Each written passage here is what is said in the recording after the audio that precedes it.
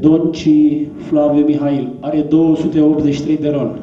Factură scutită, având în vedere că luna aprilie a fost parțial. Câștigătorii tombolei Ideea mea și norocul tău, organizată de Primăria Năvodari, s-au prezentat la Casa de Cultură din oraș pentru a-și ridica facturile zero la energia termică.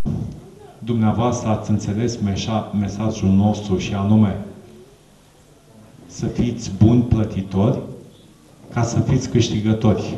Este o idee pe care noi ne-am propus-o pentru dumneavoastră și sper ca de acum încolo să ne vedem cu cei mai norocoși, dar și cei care înțeleg ideea de a fi plătitori buni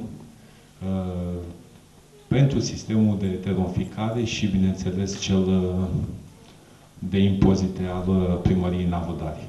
În fiecare lună, timp de 2 ani de zile, câte 300 de persoane vor beneficia de reducere. Însă la tombolă participă numai cei care sunt la zi cu cheltuielile de întreținere. Acest lucru îi încurajează pe mulți să-și plătească din timp facturile. Orașul este privilegiat în ceea ce privește prețul gigacaloriei. Primarul Nicolae Matei a reușit să obțină cel mai bun preț din toată țara. Mai mult decât atât, edilul spune că o parte din plata gigacaloriei se face în avans. Știți câte fonduri am adus la oraș? Dar le-am luat de la alții, de la alte orașe, de la primari care au dormit ca puii. Pe coadă le-am adus la Năvodari. De am făcut treaba.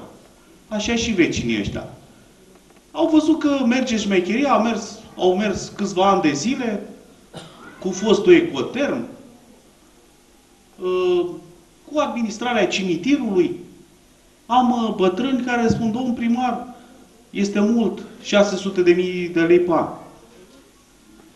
Dar înainte, când încasa Ecotermul banii, taxa de cimitir era 1.200.000, dar nu plăteau. Acum taxa vine la primărie și nu scapă nimeni fără să plătească. La Ecoterm plăteau numai fraierii. Așa și cu termoficarea. Și pe timpul lui Ceaușescu.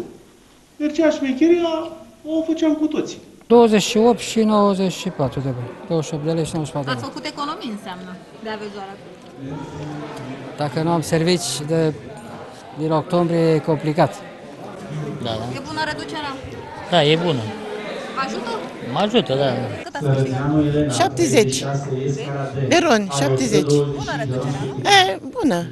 Că atâta am avut, dar 2 camere și stau singură. Mai mult n-avem cum. Luna viitoare, primarul Nicolae Matei se va întâlni din nou cu novodărenii care vor câștiga facturi reduse pentru a le înmâna premiul.